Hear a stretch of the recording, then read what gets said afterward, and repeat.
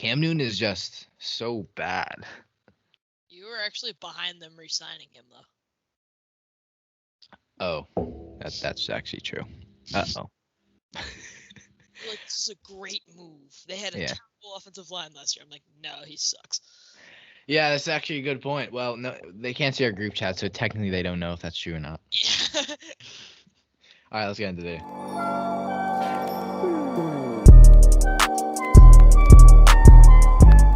Hey, what's going on, everybody? Welcome back to another The Sports Scoop video. And it's, again, your two favorite hosts, Kian McDermott, Dylan Shalom, Buster Boom, giving more previews, finishing off the AFC East with the New England Patriots. What a team, Dylan. What a fallen team, really. Obviously, quarterback competition, we'll be going through key players. Basically, we're giving you an outlook, what we think you should look out for the Patriots, our predictions, and obviously giving our record prediction. Basically, predicting what this team will do and be like in 2021, 2022. Key players, free agent ads, NFL draft, then record predictions at the end. So make sure you do stay till the end or just skip to the end if you're really that impatient. But so starting off the key player segment, we always start with the team's starting QB. And for the moment, that is former MVP and Carolina Panthers quarterback Cam Newton. And last season, he was thrust into an offense that was not really suited for him. It was Tom Brady's team, and he was kind of just thrown into the wind, and it was almost a let's see what this guy can do situation. And he didn't do a good job. Let's just put it that way. He ran for a lot of touchdowns. He ran for 11 touchdowns. But I think he only threw for 9. For 8, I believe. 8, yeah. And he threw for less yards than almost every other starting quarterback in the NFL. And for someone of his caliber, it was a big sign that he isn't at the same level he used to be, which I think everyone knew. But it was a good indicator that the Patriots need to go out and get a quarterback in free agency or draft a quarterback, which we'll get to later. But if Cam Newton's going to start this year and play a good amount of games, a good chunk of games, he has to target the tight ends. Because last season, Ryan Izzo was their starting tight end, so that might have been part of the reason he didn't target the middle of the field often. But now with Hunter Henry and JONNU Smith, that has to be a key part of his game in order for the Patriots to succeed. Yeah, and look, what we were talking about kind of before was obviously about how I backed re-signing Cam Newton. Obviously was a free agent and then I believe re-signed to a 1-year deal. And look, I mean, this guy is he's just a regressed star-studded player who played a little bit too much when he was too young and kind of is just fallen. Like, he's kind of had this consistent interception problem, throwing for more interceptions than he did throw for touchdowns last year with 8 touchdowns and 10 interceptions. And besides the year he was injured last year in 2019, he didn't play in 2019. He had a problem with the league and the way they treated head injuries, so he didn't play. Right, so he didn't play. And besides that, he's thrown over double-digit interceptions for every single year he's been in the league. And again, you might be like, oh, well, he's never thrown more than 20. But the thing is, you look at the top-tier quarterbacks like Rodgers, Brady a bit more, but they don't really throw more than 10 a season, especially Rodgers, who we saw win MVP. So he's not the MVP level, obviously. Last year, only throwing for 2,000 yards. And I think a big contribution to that was obviously the lack of weapons. I think he ran the ball really well. 11 touchdowns rushing is the most of a quarterback in the league, which obviously is a, that's something that we should look at and be like, yeah, he still has the legs at 32. But to me, it's just, he's not that guy. We were talking about it, just straining to throw. His throwing motion was really, really weird, and just wasn't the guy he was. And, he is a big guy, 6'5". Like, he should be able to launch the ball downfield like any other quarterback, especially at that age. But it's obviously just he's had a quicker regression than someone like a Brady or a Rodgers or top-tier guys. So, again, I've been the kind of guy who I think Mac Jones will start a lot earlier than people think. But again, what I was saying is he went 7-9 with a Patriots team that he had no weapons. Damiere Byrd was his number 1 receiver. N'Keal Harry was not there. They had tight ends that weren't great, running backs that were injured and were not great, and an offensive line that was decent, and a defense that took a decent step back, especially from opt-outs. So he didn't really have his full team. But again, I think, there's a big question mark in terms of quarterback for the Patriots right now. That was a long part. Cam Newton's the main key player. I'd like to touch on the Cam Newton rushing segment you had, and the 11 touchdowns obviously is a great feat, but comparatively to some other quarterbacks like Josh Allen, Deshaun Watson, Lamar Jackson, they all had more rushing touchdowns from farther back. Cam Newton, I think 7 of his rushing touchdowns were from inside the 5, so I think that has to be taken into account also. But he did have the most in the league from a quarterback. He did. Right. All right, let's move on to key player number 2, and this one, again, another player who we're not too hot on coming off the 2020 season. That's Stephon Gilmore, 2019 Defensive Player of the Year, and was like, holy crap, this guy is fantastic.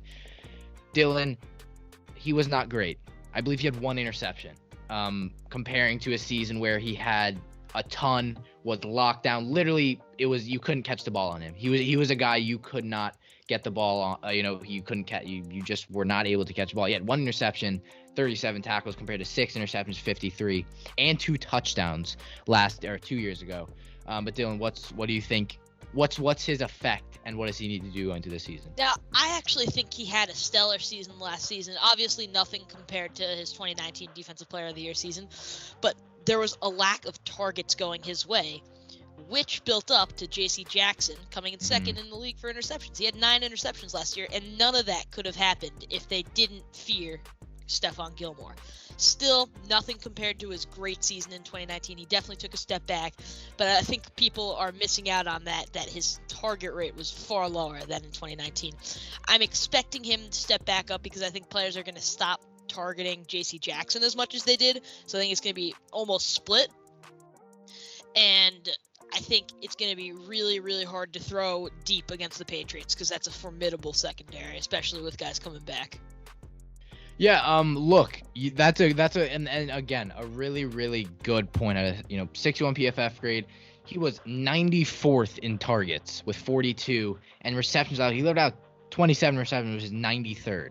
There's not 93 starting corners in the NFL. So he was fantastic. He was good in terms of lockdown. I think that's something that we do have to attribute to him. Injuries are a big problem, and to me, I really look at what's the impact and how do you step up for a New England team that was not good. That was not a good New England team. That Bill Belichick had a losing record, and we never see him have losing records. That missed the playoffs. Like, you don't see that. And to me, it was just a little bit of regression. Again, can he step it up again this year? And I think that's why corners, it's so not annoying to analyze, but so hard to kind of say they played bad, because good corners, like someone Derek Stingley, LSU corner, who's going to the draft this year, fantastic freshman season because people targeted him because they didn't know he was that good. But then the year after, when he had fantastic season, they didn't target him. And it's the same with Gilmore, defensive player of the year. You're not going to throw the ball to him. So Dylan, that's a great point. It's a very valid point. I think that's something that I have to take into consideration. We all do, is that he simply wasn't targeted and didn't have the season he did have because he was defensive player of the year. But then let's move on to our last key player, another defensive player. And guys, we know there are more key players. We just, we picked the 3 most important to us. But Dylan, 9 interception man, 1 less than your guy Xavier Howard, J.C. Jackson pulling in 9 picks. You don't see that. Is it 9 picks again? What do you think? I don't think it's 9 picks again. I don't think he's as good of a cornerback as Xavier Howard. But people are saying, just getting this through what I see on social media, what I see on other Instagram profiles and YouTube channels, that J.C. Jackson isn't a good cornerback, and I can't abide with that because he had 9 interceptions last year. And as important as yardage allowed is, and as important as receptions allowed and tackles, interceptions change games more than any of that. So his 9 interceptions is much more important than the fact that Stephon Diggs burned him once. So, in my opinion, him and Stephon Gilmore easily form a top 3 cornerback duo. Honestly, could be 1. So, for me, for anyone to say that he's not a good cornerback, you need to take a look at yourself in the mirror and think to yourself really hard. Why don't I think this guy's a good cornerback? Is it because other people think so? Is it because Stephon Gilmore's on his team? Or is it for no reason at all? I mean, that's a shallow analysis if I've ever seen it. That's the flair right there. But look, I like J.C. Jackson. I think, again, I'm not as high on getting a ton of picks as Dylan is. And again, interceptions obviously change games. But to me, you have to look at, is the interception a good pick or is it a bobbled one that he gets freely? And for J.C. Jackson, there was a good bit of those. But 9 interceptions in and of itself, I can't argue that wasn't good. He was fantastic. And someone who stepped up, he's 25, young guy who stepped up when a Patriots defense, when a lot of them opted out. 75 targets against him, tied for 31st. So that's, again, you look at Gilmore, he was targeted much less than that. So again, it shows why he was able to get 9 interceptions. And then receptions allowed, he was 41st, so he's 50th. So it's not like you can't argue, and I'm not sure what his yardage allowed was, but it's not like you can argue he was getting interceptions but wasn't, like, you can't get picks and still not be a corner. Like, Dylan, that's what I think you're trying to get to. Like, how can you say he's not a good cornerback, but he's getting 9 interceptions? Like, it's not. And I'm not telling people to put him in your top 10 because there are a lot of good cornerbacks. Yeah. I think he is my 10. Right. Mm-hmm. But I can't abide with people saying he's not a good cornerback because 9 picks in its own is great. So. Yeah. And again, I mean, just let's preview him. You know, we do talk a lot about the past, but going into this season, I think it'll be, again, can you be the guy who can get the interception? Because we know Gilmore's not going to get targeted again, because people still know he's a fantastic cornerback. And for J.C. Jackson, you saw him play a lot of, man coverage for someone going into his first year. Like, he played man coverage and had 9 picks. Yeah. For him going into this season, you need him to do that again at a higher level. He's 25. He has 2 years until he's in his prime. So for I think me, he's in his prime now. Or in his prime now, whatever. 27 he'll be farther in his prime. But I think for this season, it's like, what's the step you can take to be like, okay, I'm not going to get the ball thrown to me. I'm going to be the other lockdown on the side of Stephon Gilmore. Let's make them throw to their slot receiver, who's usually the weaker, depending on majority of teams, the slot receiver is the weaker guy, the smaller guy. But even that against this Patriots defense is going to be a problem because they have a very versatile, solid defensive back in Jonathan Jones that you do not want to. Exactly, and a very good safety in McCourty who can play in the slot. Obviously, they lost the other McCourty to your Dolphins, but to me, I think he's a fantastic corner, underrated, had a fantastic season, fantastic twice. Let's make it 3. He is a fantastic cornerback. Don't sleep on him. That'll end the key player segment. Dylan, let's move on to free agent. They did a lot. They spent a lot of money. Dylan, someone we didn't write down. Let's go to first. Matthew Judon, Ravens outside linebacker, who we just forgot about. Yeah. Fantastic pass rusher. What do you think? What's the outlook for him going into this season? I think that's a common thing to forget, and I'm very angry at myself for doing that because last season I said this. I don't know if it was on the channel or not. I might have been just talking with friends. I said that Matthew Judon is the most underrated defensive player in the National Football League. I think he's an excellent player. I think he gets to the quarterback well, but he's really, really good in coverage, which is honestly the way he plays in coverage as an outside linebacker to edge rusher is unheard of. So you watch him in the game and you think, oh my God, this guy's a game changer, and he's going to be that for the Patriots. He's exactly the piece they need. Yeah, I agree. But again, for this Patriots team, I'm a bit more pessimistic. And I don't mean to be. I generally am not it's very hard not to be when you talk about football. But for Judon, I like the signing. I think it was a signing that needed to happen. You haven't had a dominant edge guy. But for me, it's like the Patriots play a 4-3, and he's not really the kind of guy who can play an out-and-out edge.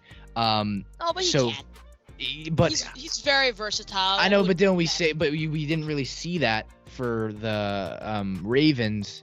So. And for me, though, I think he's a player that you might even change your defensive scheme around for him because he's that good. Okay, whatever, maybe. And I think, again, 3-4-4-3, changing that, I feel like is a lot more easy to do now with the kind of edge/defensive tackles that are, first of all, coming into the league and that are already in the league.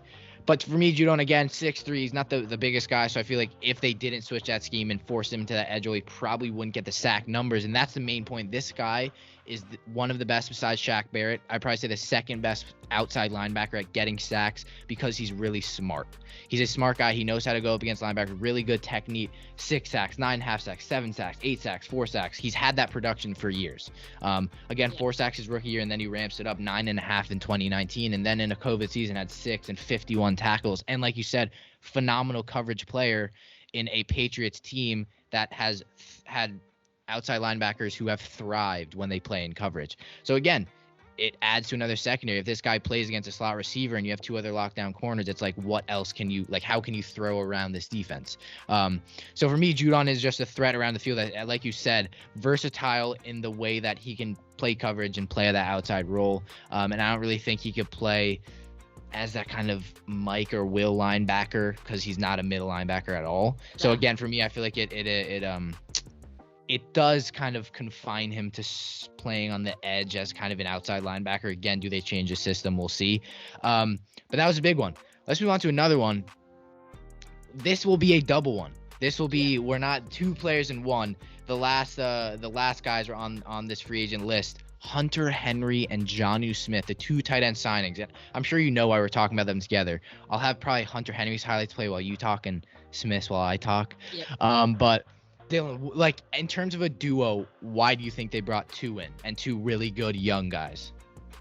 I think they're trying to bite off the glory days that they had with Aaron Hernandez and Rob Gronkowski, and I don't think it's the right move for Josh McDaniels and Bill Belichick and the whole front office to make, because you can't repeat the past, especially if you don't have Tom Brady on your team. So you're trying to build something with a lacking offense to help your weak-armed quarterback, but bringing in those 2 guys for a lot of money when you could have been out there going for Allen Robinson, it just seems foolish to me. I don't understand what the thought process was. Well, I do understand what the thought process was. I just disagree with it as a person. Yeah, I mean, look, I again, there's pessimistic and optimistic ways to look at this, and I'll look at an optimistic way. Look, Josh McDaniels was fantastic at executing a 2 tight end offense, and we're looking at a league where there's starting to be a lot more positional like value in terms of like committees, like running back by committee, really good. Obviously, wide receiver, you have to have a committee, but tight end by committees, there's an upper hand. There is an upper hand. There's obviously something with 2 tight ends that you don't have if you don't have 2 good tight ends. But I'm saying the allocations that they spent on those 2 tight ends could have been put together for a Galladay or an A-Rob or even like a Corey Davis just to build as a one, because I don't think Aguilar is that. Yeah, but Dylan, and again, you're saying that, and I think it's gonna be a lot different. I think we're gonna go into the season and be like, Cam Newton is a quarterback who cannot throw the ball farther than 50 yards.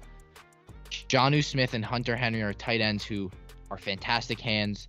JONNU Smith is really probably one of the best after the catch besides, I can't say that. Kelsey, Waller, and Kittle all are, but he's probably 4. And then you have Hunter Henry, who just is a mismatch. You know, he's just a mismatch in the red zone, downfield. It's again. Here's the thing with me and Hunter Henry, though. I always look forward to Hunter Henry improving, and I want him to because I like him as a player. Well, now he's on the Patriots, so I don't.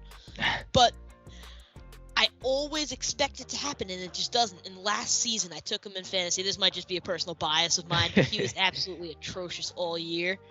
So for them to spend that much money on him after bringing in JONNU Smith on an $82 million deal, it made no sense, just given the receivers on the market, given the linemen on the market after losing Joe Thuney.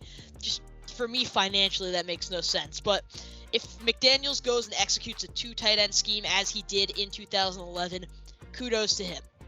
And I think it'll be a thing where we'll be like, why won't he? And in the season it'll happen. We'll be like, why didn't we predict that? So I'm trying to be that guy who does it early. Well, but again, we have our takes. The very rare occurrence that I am the pessimist here. Okay, well that's not true. Actually, when it comes to the Dolphins. All right, let's move on to the NFL Draft Impact Outlook. There was basically only one player, and that's Mac Jones, Alabama quarterback. The guy we don't like that much, but the guy where it was like, don't let him fall to Belichick. Don't let him fall to Belichick. And at 15, he does. Because it is the Tom Brady 2.0 that we all do not want to see. I'm not saying he will be, but I'm saying he's the guy we don't want to see. Dylan, I don't like it. He was the other Alabama. You love Jalen Waddle. Is there anything to love about Mac Jones for the Patriots? For anyone that is new to the channel, I do not love Jalen Waddle. For me, it was the right pick given the circumstances. They didn't have a quarterback at the time. Don't think it's going to work out. Mac Jones won the national championship last year with Devontae Smith on his roster, Najee Harris on his roster, one of the best offensive lines in college football history on his roster. Now he is coming to a team in a very tough division minus the Jets that is going to be able to pressure him in ways that he hasn't dealt with in the NFL, in the college football experience he had. He always had good players protecting him.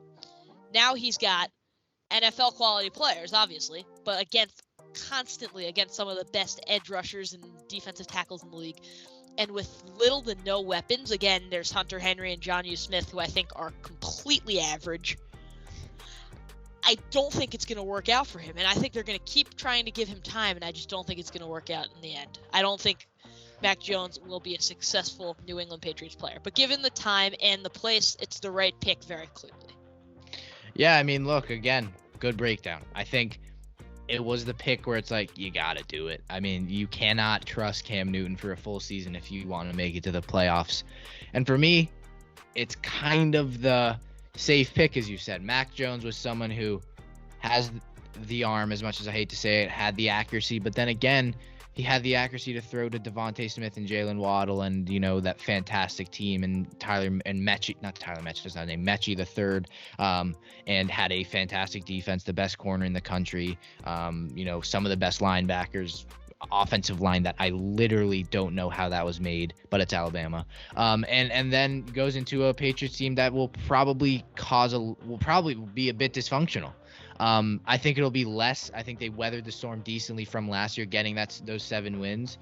But again, I wouldn't be surprised if Mac Jones starts halfway through. I wouldn't be surprised if there is a potential chance that he starts week 1 if he really, really outduels Cam Newton in training camp. And I think there's a very, very likely chance that does happen, because Cam Newton just doesn't have the arm or the accuracy to compete with a young stud like Mac Jones. So for me, Mac Jones, I think, has all the tools to, first of all, be the starting QB. But again, I think it'll be a struggle just as much. I think it'll be like with Justin Fields, because of just the lack of talent and the tough division that they are in. But Dylan, the best part, record predictions. How harsh are you going to be on the Patriots this year? At the start of this video, when I planned it out, I said they were going to be 8-9. But during the course of this video, I like their defense. Their offense is a mess. So if they were to make the playoffs, they'd be scary. But I don't think it's going to get to that point. I think they're going to win 7 games. They're going to lose 10. 7-10. Okay. I have them. This is probably the biggest difference in records we have. I think Belichick can do it. Again, Dylan, I think the Dolphins have a very likely chance of getting third in this division if the Patriots play up to that standard. I know you don't like that, but I'm being genuinely realistic. I'm not saying that to piss you off. I'm being serious. 9-8 for me. I think borderline playoffs, I don't think so. Again, I wouldn't be, Dylan, I would not be surprised if this team got 10-11 wins, because I just think that you have the safety net. And yeah, it's a good point. I mean, they may not be able to. Going to be the one that goes.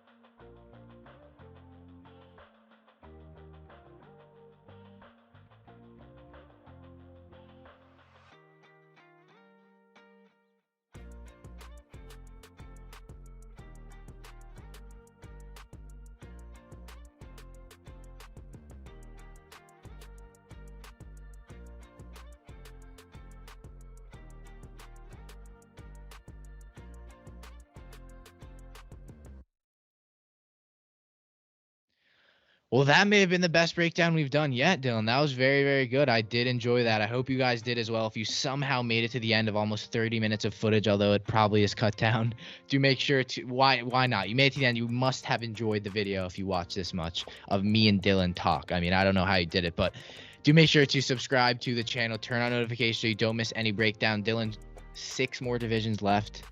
We're going to get through it. We got this. We're going to get through it. So your team is coming. don't worry. We're going between NFC and AFC, so just in case we don't finish, we've done a decent bit of each division, which we didn't do last year because we were 14. But yeah, without further ado, that's not the right word.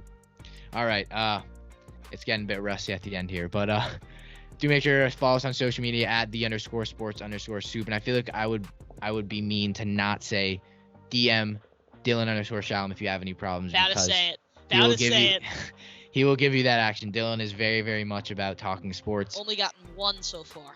Yeah, so make sure to DM him over there. It'll be in the link in the description as well. All of our clips, little stuff like that are all posted on our Instagram. So make sure you guys go check us out over there. Subscribe, get us 1,500. That would mean the absolute world. Dylan Shalom, Key McDermott checking out. New England, do us good.